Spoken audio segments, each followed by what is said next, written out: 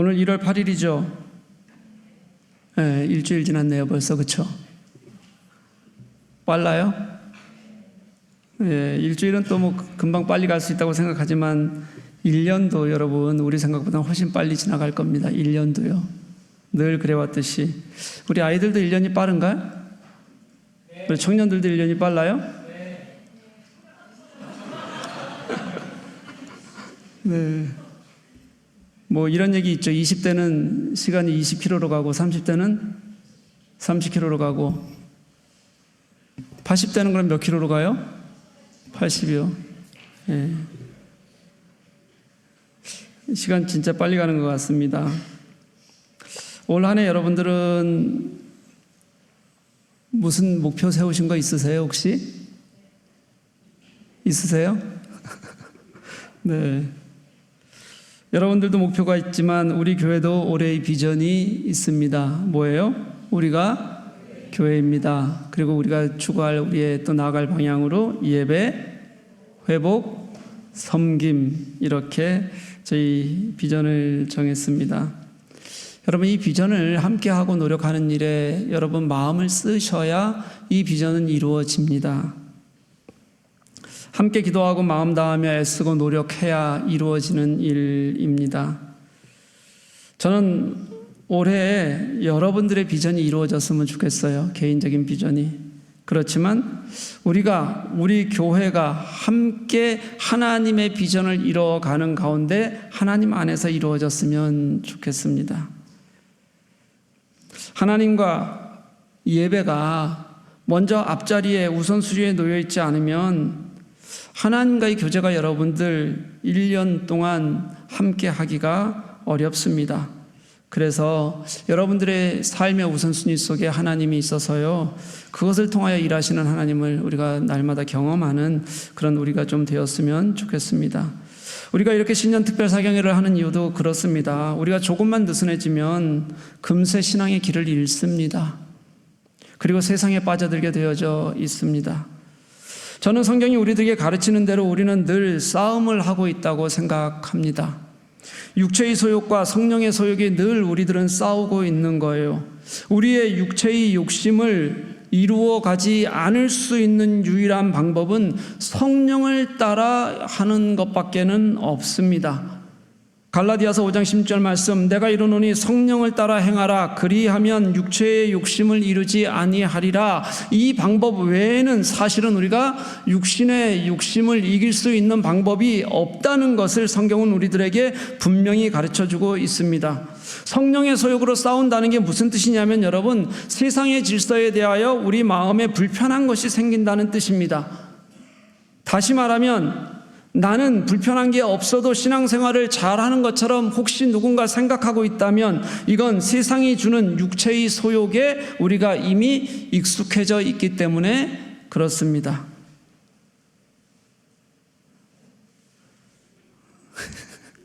한마디 하고 싶은데, 내가 칭찬 한번 하고 싶은데 해도 괜찮아요? 늦게 와서도 이렇게 앞으로 오니까 얼마나 좋아요. 칭찬으로 한 거예요 진짜 오늘은. 그래서 신년사경회를 하는 이유는 여러분, 우리가 말씀을 계속 생각하면서 우리에게 주님이 주신 한 해를, 우리에게 주실 한 해를 우리가 기억하고 그 말씀과 기도 속에서 살겠다고, 예배하는 삶을 살겠다고 결단하기 위해서 우리가 이 신년사경회를 하는 겁니다. 옛날에는 부흥회라는 말 많이 들으셨을 겁니다. 그렇죠? 예, 부흥회는 보통 예전에는 부흥 강사들이 있어서 대부분 크게 많은 분들에게 막 이런저런 말씀은 읽고 말씀과 관계없는 이 간증 위주의 집회들이 굉장히 많았는데, 말씀 사경회는 좀 달라요. 사경회는 말씀을 생각하는 모임이란 뜻입니다. 말씀을 생각하는 모임. 그러니까 말씀을 풀어가면서 이곳에서 하나님께서는 우리에게 무엇을 말씀하시는지를 우리가 배우고 우리의 삶을 결단하겠다는 뜻입니다. 생각해 보십시다. 교회에 한번 오잖아요, 우리가. 그리고 목사가 하는 얘기를 우리가 듣잖아요. 그럼 여러분 마음에 어떤 생각이 먼저 드십니까? 좋으세요? 아니면 마음에 거리낌이 생기고 그 거리낌이 내는 게 불편함으로 다가오십니까? 어때요, 여러분? 좋아요, 진짜? 네, 좋네요. 좋다니까. 여러분, 우리가 교회를 다니다 보면 목사가 한마디 하는 게 굉장히 마음에 걸릴 때가 있습니다. 교회에서 뭘 하자 그러는 게 굳이 왜 저렇게 자꾸 하자 그러나 생각할 때가 있을 겁니다. 교회 일에 참여하는 건 해도 그만 안 해도 그만이고 사실은 안 하면 훨씬 더 편합니다. 그렇죠? 늘 그래요. 여러분, 오늘 저녁에 욕먹을까 봐 오신 분도 있으실 거 아니에요? 기뻐서 오신 분들보다는. 그렇죠? 제가 자꾸 이걸 갖고 뭐라 그럴 테니까. 그렇죠? 솔직하게 오늘 욕먹을까 봐 오신 분 손 한번 들으십시다. 이렇게 없어요? 진짜 은혜 받으려고, 하나님 말씀 들으려고 오신 거 맞아요? 네, 감사하네요, 이것도. 근데 솔직히 말하면 그래도 집에서 쉬면 더 좋지 않아요? 집에서 쉬면 더 좋지 않습니까? 솔직히요. 더 좋아요, 집사님. 집사님 집 가까워서 여기 오는 거 어렵지 않잖아요. 그래도 집에서 쉬시는 게 더 좋아요? 네, 그럴 겁니다. 쉬면 좋아요. 그건 목사인 우리들도 마찬가지입니다. 그런데 예배하자, 기도하자, 우리가 섬기기 위해 나오자, 사실은 이것은 한두 번은 해줄 수 있을 것 같아요. 그리고 한두 번은 자원하면서 할 수 있을 것 같아요. 근데 정말 기쁨이 있지 않고서는 그 다음 계속 들을 때는 어떤 마음이 드냐면 불편한 마음이 들기 시작하는 게 분명합니다. 왜요? 내가 못할 것 같으면, 하기 싫으면, 하기가 어려우면 그럼 당연히 불편한 마음이 들 겁니다. 여러분, 분명히 그럴 거예요. 보세요. 그런데 교회가 하자는 것 안 하면 편한데 하자고 하는 것에 자꾸 마음을 쓰기 시작하면 불편해져요. 근데 교회가 하자는 게 그렇게 하나님께서 기뻐하시지 않는 일, 하나님께서 원하시지 않는 일이 혹시 있으면 몰라도 그렇지 않으면 교회가 하자는 일이 불편해지는데, 그런 내가 진짜 주님의 마음을 아는 신자로 서 있는 건 맞을까요? 아무리 애써도 우리는 사실은 세상에 많이 치우쳐 있을 수밖에 없는 그런 존재들입니다. 그렇다는 얘기는 그냥 두면 세상이 그냥 편하다는 얘기예요. 교회는 적당히 믿으면 된다는 생각을 가지고 있는 신자들이 정말 열심히 주님을 만나려는 신자들보다 훨씬 더 많습니다.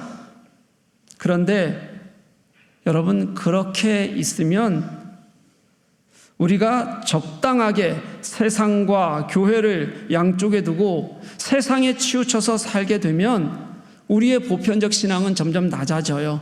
그저 그대로 원래는 머물러 있는 것 같은데 한국 교회를 보아도 알 수 있어요. 우리의 신앙은 점점 낮아지면서, 점점 낮아지다 보면 세상과 교회를 구분할 수 없는 수준까지 떨어지게 됩니다.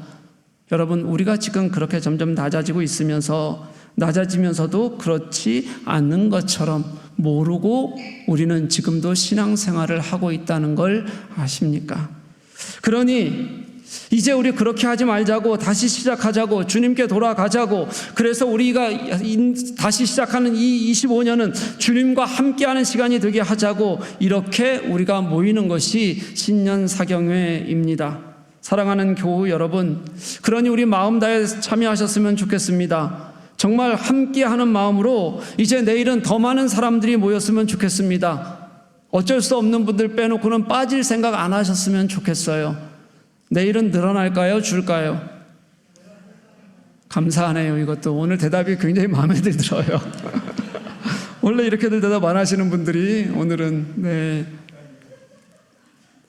저는 근데 줄 것 같아서 걱정이에요. 왜냐하면 오늘은 무슨 요일이에요? 수요일이요. 원래 뭐 하러 오시는 분들이 있어요? 수요 찬양 기도에 오시는 분들이 원래 있는 날이에요. 여러분, 내일은 싸건 누군가와 같이 오십시오. 내일은 교우 누군가의 손을 잡고 같이 오십시오. 그렇게 한 해를 우리 같이 기도하자고, 우리 한 해를 그렇게 하나님 은혜 가운데 함께 하자고, 그렇게 함께 우리 서로 권면하고 말씀 속에서 시작하는 저와 여러분, 우리 교회가 될 수 있기를 간절히 소망합니다. 우리 오늘은 우리가 교회입니다를 비전으로 구체적으로 나아가야 할 두 번째 길, 회복에 대해서 말씀을 나누려고 합니다. 우리 주일날 첫 번째는 뭐였어요, 여러분? 예배였습니다. 지난주 설교 때 우리가 교회입니다, 예배라는 말씀을 가지고 정말 우리가 참되게 예배하기 위하여서 애쓰자, 하나님의 말씀 앞에 진실하게 서는 예배자가 우리가 14년 동안 그렇게 부르짖었는데 우리는 하지 못했다고 말씀을 드렸어요. 그렇죠? 그리고 이제는 진짜 예배하기 위해서 애씁시다. 그러기 위해서 여러분 시간 지켜주십시오. 앞자리를 먼저 사모해 주십시오. 그리고 뭐 해 주십시오? 찬양해 주십시오라고 부탁을 드렸습니다. 또 물으면 여러분들 싫어하실 거죠? 그래도 한번 묻겠습니다. 오늘 제 시간에 들어오신 분 손 한번 들어주십시오. 네, 감사합니다. 늦으신 분이 더 많은 건 맞죠? 제가 오늘은 기도를 조금 늦게 시작했어요. 그래서 한 7분 전쯤 기도를 시작했는데 그 전까지는 정말 너무 조금 와서 7분 전까지. 근데 아직도 7분이 남았으니까 그 사이까지 어느 분이 오셨는지 전 잘 몰랐어요. 여러분, 예배 시간 지켜주시는 거 어려운 거 알아요. 왜냐하면 습관이라서 그런 겁니다. 특별히 어려울 다른 일들이 없습니다. 오늘은 좀 늦게 오셔도 괜찮다 그랬어요. 그렇죠? 뭐 하고 오면요? 퇴근하고 오시면 늦게 오셔도 괜찮다 그랬어요. 저는 그분들에게 뭐라 그러는 게 아니에요. 집에 있다가 이렇게 하다가 그냥 늦으시는 분들 가능하면 안 늦고 모든 예배에 함께 해주셨으면 좋겠어요. 이제 오늘은 두 번째로 회복에 대해서 말씀을 나누려고 합니다. 오늘 이 공동체, 저는 느헤미야 공동체라고 부르기도 하고요, 이 느헤미야 공동체를 저는 회복의 공동체라고 부르기를 좋아합니다. 오늘 이들은 성벽을 재건하기 위해서 처음 왔던 그런 공동체였어요. 하지만 이들은 성벽만 건축한 것이 아니라 이미 그 이전에 시작했던 신앙 회복 운동, 말씀 회복 운동을 같이 함께 이룬 그런 공동체가 됩니다. 그 모습은 우리가 주일에 보았던 예배하는 모습만 보아도 잘 알 수가 있습니다. 그런데 여러분, 그게 그냥 된 것이 아닙니다. 회복할 수 있는 조건들을 가지고 있었기 때문에 되었다는 것을 우리가 오늘 말씀 속에서 찾았으면 좋겠습니다. 그들은 어떻게 회복할 수 있는 공동체가 되었을까? 그들이 가지고 있는 조건들, 그들은 어떻게 하나님 앞에 마음을 가졌길래 회복이 가능했을까를 오늘 말씀 속에서 찾으며 우리도 회복할 수 있었으면 좋겠습니다. 먼저 그들에게 여러분, 회복의 출발은 말씀에 대한 기대였습니다.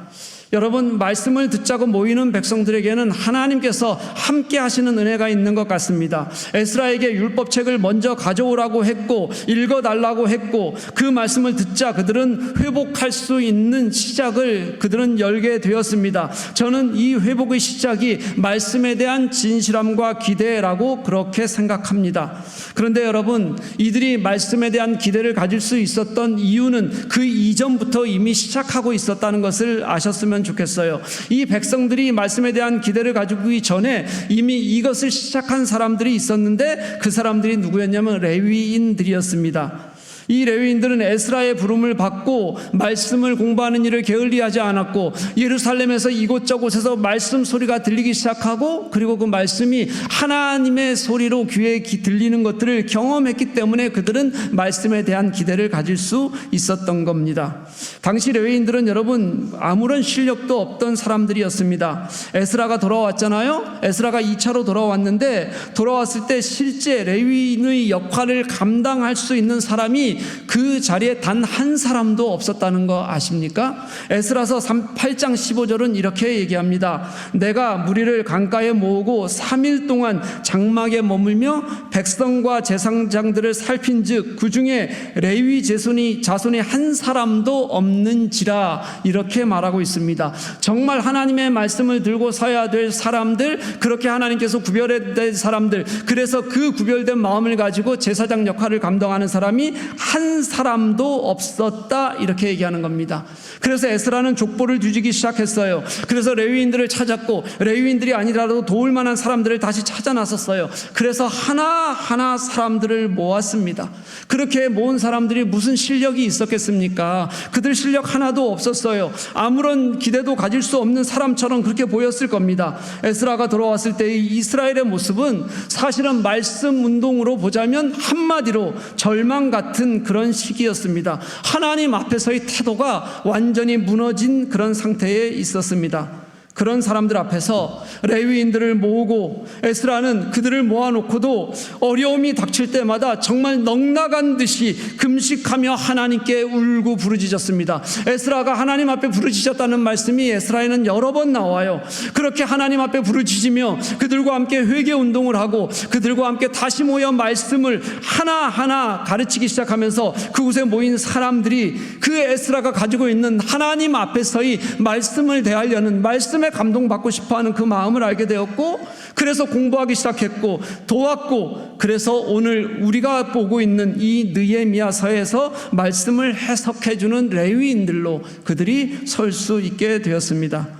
느헤미야서 8장 7절 오늘 읽었던 본문을 보면 그들의 이름이 나오고 있습니다. 도왔던 사람들의 이름을 다른 곳에서는 볼 수 없는 장면입니다. 말씀을 읽어주는 사람들이 있었다, 말씀을 해석해주는 사람들이 있었다, 그러면서 다수의 이름을 이렇게 기록하는 일은 다른 책에는 없습니다. 물론 느헤미야서는 이름을 기록하는 일을 일부러 계속 반복해요. 이것을 반복하는 이유는 분명합니다.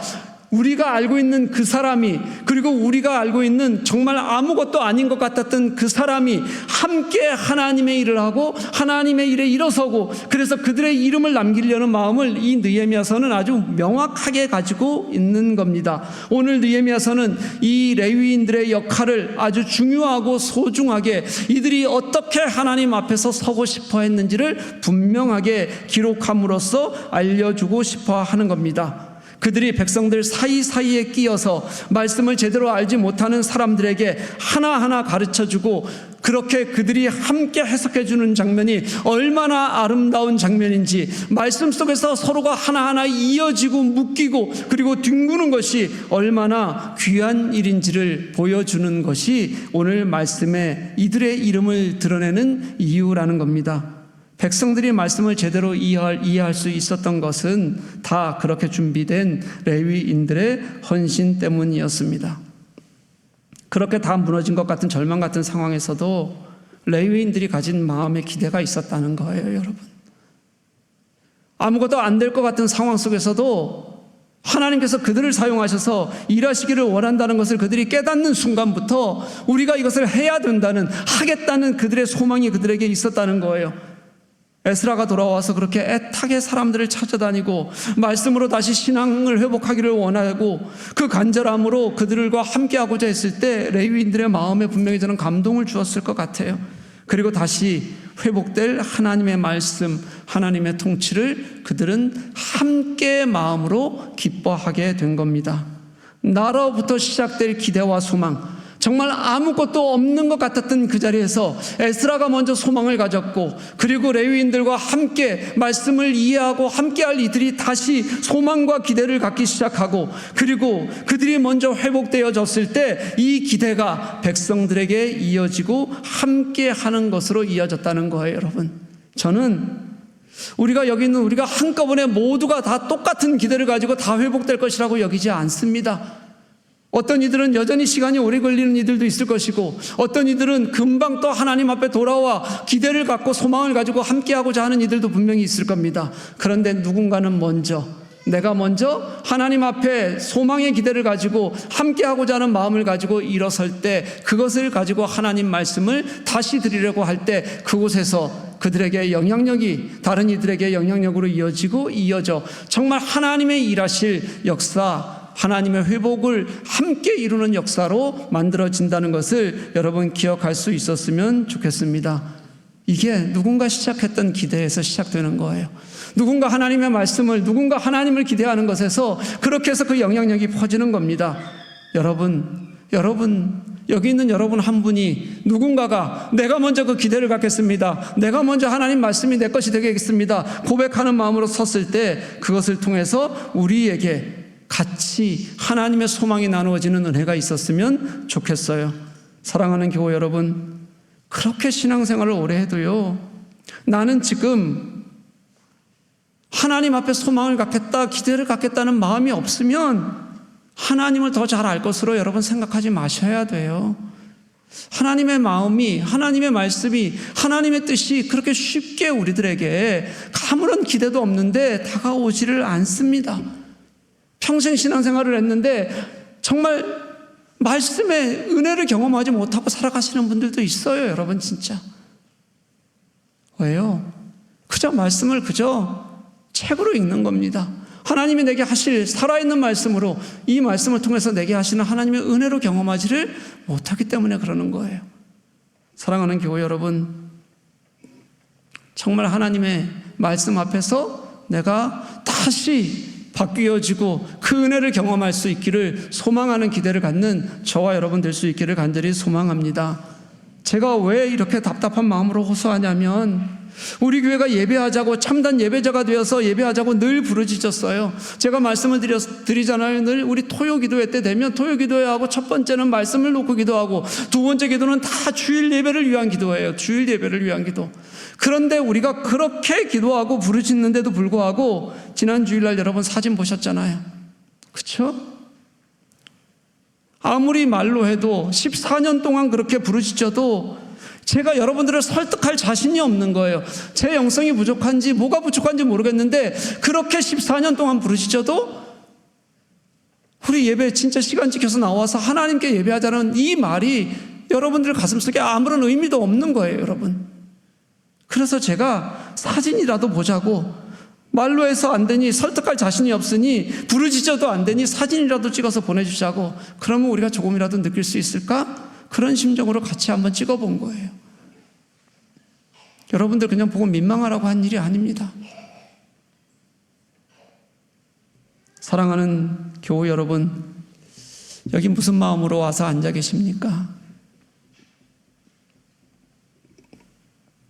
신년 사경회까지 어떤 다짐으로 나오시게 됐습니까?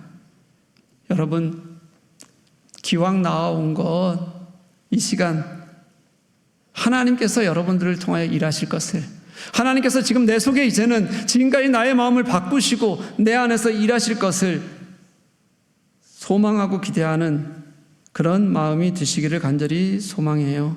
기대는 여러분, 바람이기도 하고 하나님을 향한 소망이기도 해요.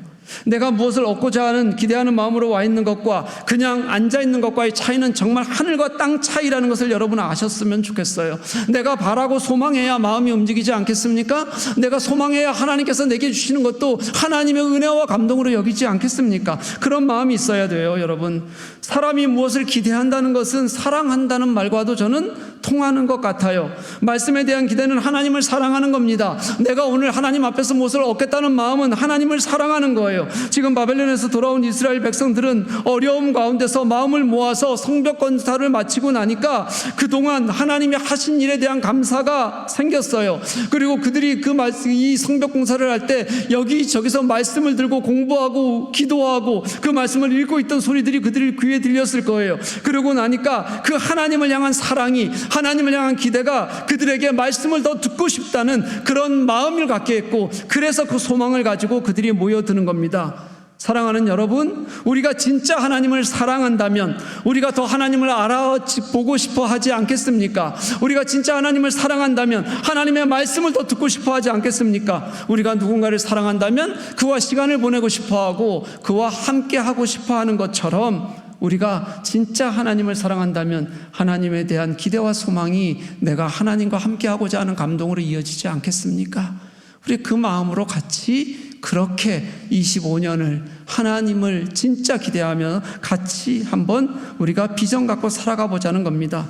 그러니 여러분 한 분 한 분이 내가 먼저 기대하고 소망을 갖기를 소망합니다. 하나님에 대한 말씀의 기대가, 예배에 대한 기도가 여러분에게서 먼저 한 분 한 분에게서 있기를 소망해요. 그래서 그 자리에서 내가 회복되어지는 것들을 여러분들이 긴 시간이 아닐 때 깨달을 수 있었으면 좋겠습니다. 그래야 우리가 진짜 시작하는 공동체가 될 수 있습니다. 저는 에스라가 처음 무너진 그 예루살렘의 말씀과 신앙을 회복하는 것을 위해 자신이 안 되면 하나님께 눈물을 흘리며 금식하며 부르짖었던 것처럼 진짜 여러분들과 함께 정말 진심으로 소망을 가지고 간절하게 여러분들과 함께 일어서고 싶은 마음이 있어요.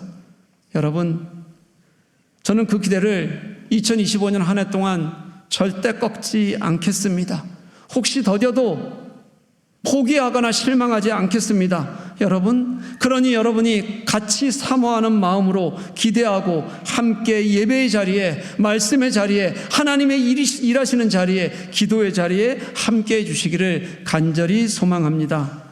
우리 하나님을 기대하고 예배를 기대하고 말씀을 기대하십시다. 내가 마음 쓰면 쓰는 만큼 하나님께서 일하실 겁니다. 아니요, 내가 마음을 쓰기 시작하면 내 기대를 넘으시는 하나님의 일하심을 우리는 분명히 경험할 수 있을 거라고 저는 그렇게 믿습니다.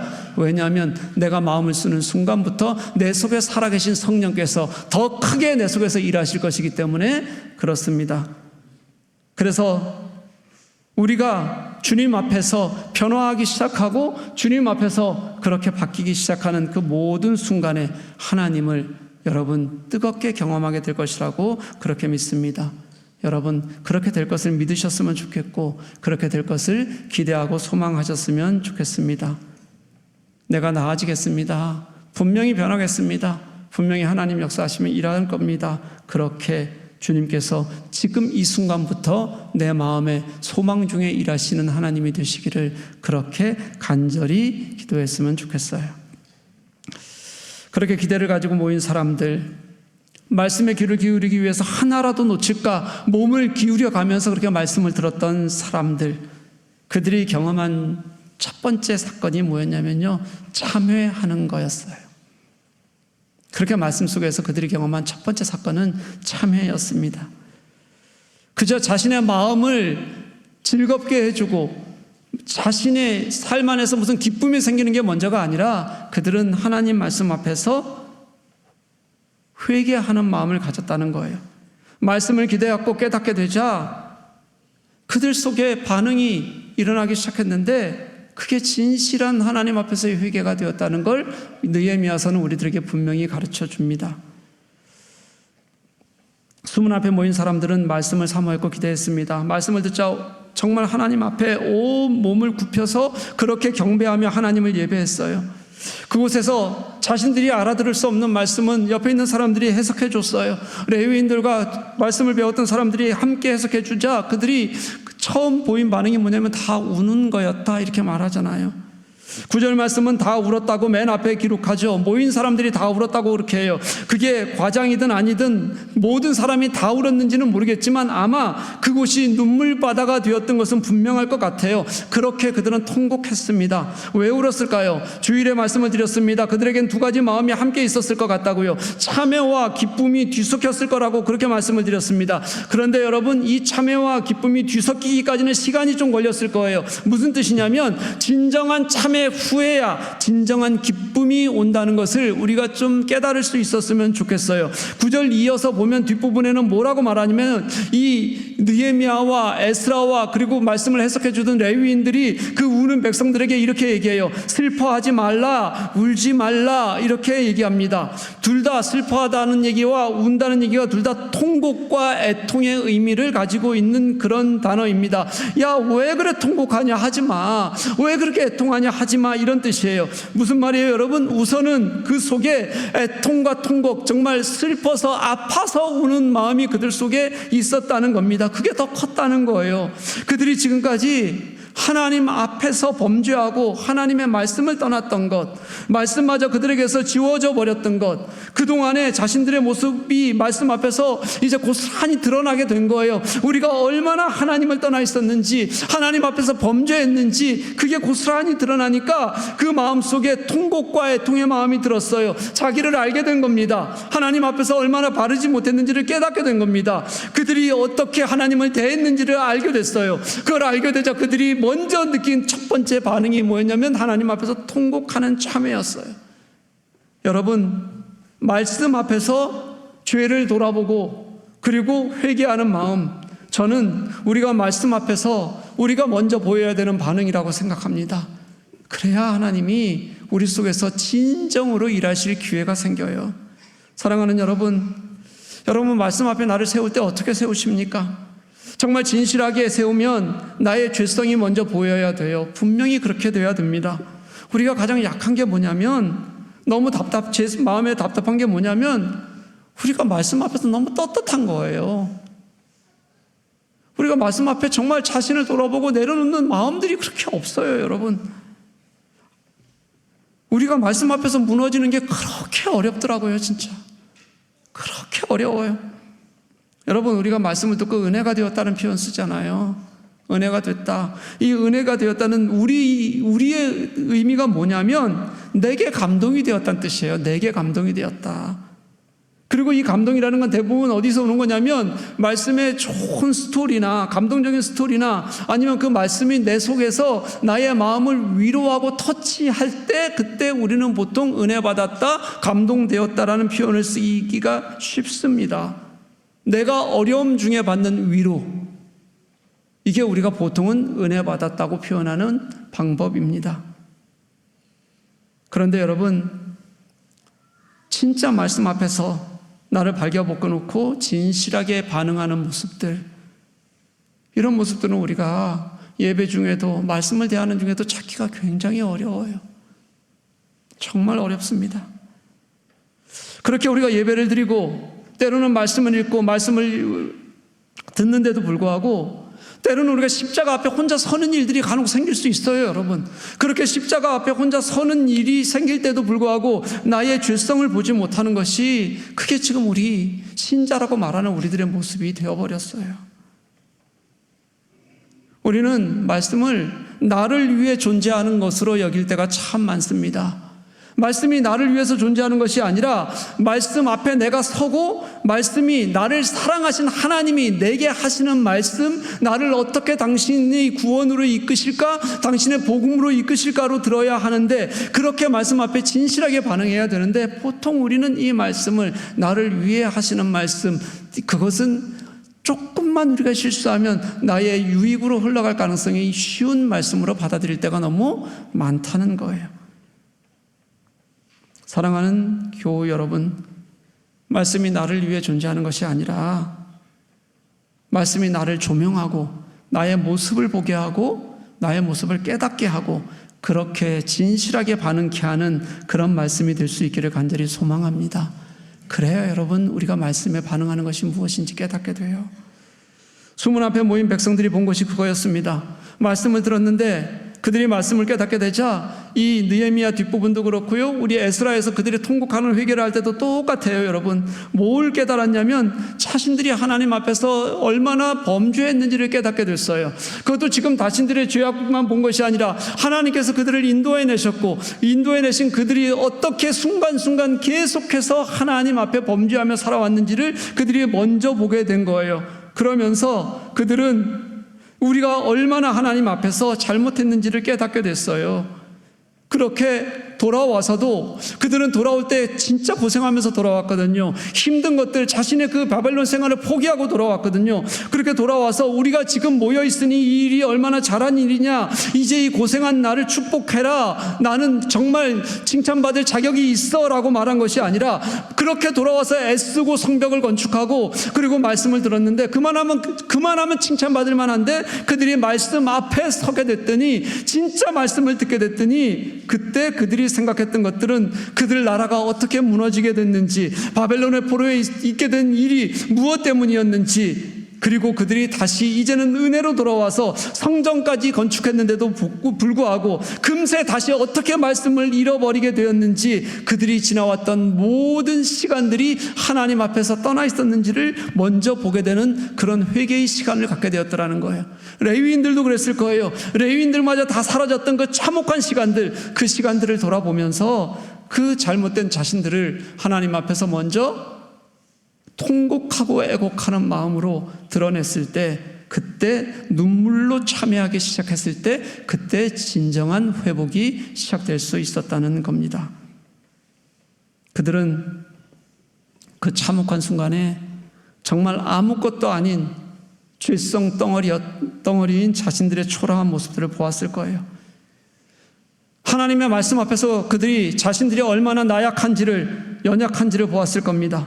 하나님 앞에서 그러다 보니까 우리가 얼마나 아무것도 아닌 존재인지를 보았을 거예요.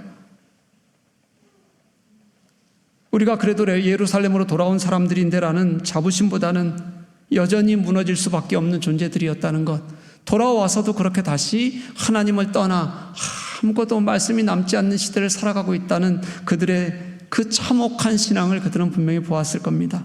그리고 그곳에서 참회를 시작했어요. 사랑하는 교회 여러분,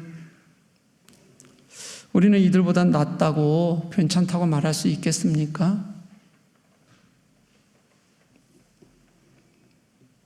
한국이 정말 진정한 부흥을 이루었던 시기, 참된 부흥을 이루었던 시기는 저는 단 한 번밖에 없다고 생각하는 사람이에요. 언제냐면 1900년대 초반 1906년, 7년으로 넘어가는 시기에 있었던 평양에서 있었던 대부흥 운동이었습니다. 저는 그때 외에는 한국이 가지고 있던 한국의 신앙의 모습들은 사실은 왜곡되고 삐뚤어진 것이라고 그렇게 생각해요. 그런데 이 1907년 그들이 가졌던 이 부흥운동이 정말 귀한 하나님의 부흥운동으로 그렇게 자리 잡을 수 있었던 이유는 하나님 앞에서의 진정한 회개가 그들 속에 있었기 때문이에요. 이런 공공의 장소에서 예배하는 사람들이 새벽마다 모여서 목사들이 설교를 했던 것이 아니라 성도들이 한 사람 한 사람 나왔어요. 그리고 이곳에서 자신들의 죄악을 고백했어요. 공개된 자리에서. 그들이 공개된 자리에서 그 고백을 했던 이유는 두 가지 이유일 겁니다. 하나는 여기 있는 신자들을 다 하나님의 자녀로 믿었기 때문에, 우리가 공동체라는 것을 믿었기 때문일 겁니다. 그리고 두 번째는 그렇게 공개하고 더 이상 그 죄를 짓지 않겠다는 진실한 회개가 있었기 때문일 겁니다. 저는 이게 진정한 참회라고 생각해요. 그저 피상적인 회개는 우리가 수없이 할 수 있어요. 어떤 사건을 두고 어떤 행위를 두고 하는 회개는 여러분들도 지금 여전히 계속하고 있을 겁니다. 그렇게 우리는 회개한다고 하면서도 진짜 대개의 신자들은 진짜 하나님 앞에서의 나의 모습, 내가 얼마나 정말 하나님 앞에서의 죄인인지, 이런 죄인을 위해서 예수 그리스도께서 이 땅에 오셔서 죽기까지 하신 것이 얼마나 큰 은혜인지에 대해서는 정말 뜨겁게 주님의 마음을 가지고 우리가 통곡하는 회개로 나아가기를 우리는 그렇게 잘 하지 못하고 있다는 거예요. 내가 하나님을 대하는 태도가 얼마나 거짓된 것인지, 지금도 하나님을 대하는 태도가 얼마나 왜곡되어져 있는지 진실하게 돌아보지 못하는 것이 우리들의 모습일 경우가 지금도 굉장히 많을 겁니다. 이런 우리에게 오늘 느헤미야 공동체는 참회가 무엇인지를 분명히 보여주고 있어요. 그만하면 이 느헤미야 공동체는 여러분 정말 괜찮은 공동체였어요. 칭찬받아 마땅한 공동체였어요. 그들의 예배를 사모하는 마음, 정말 하나님께서 그들을 축복할 만한 공동체였어요. 근데 그들은 거기까지 와서도, 그렇게 큰 일을 하고 나서도, 말씀과 예배 앞에 온전히 엎드리고 나서도 그들의 하나님 앞에서, 말씀 앞에서의 첫 번째 반응이 참회였다는 걸 여러분 우리가 분명히 기억하고 우리가 그렇게 진정한 회개에서 회복할 수 있기를 간절히 소망합니다. 여러분, 그래야 진정한 회복이 이루어져요.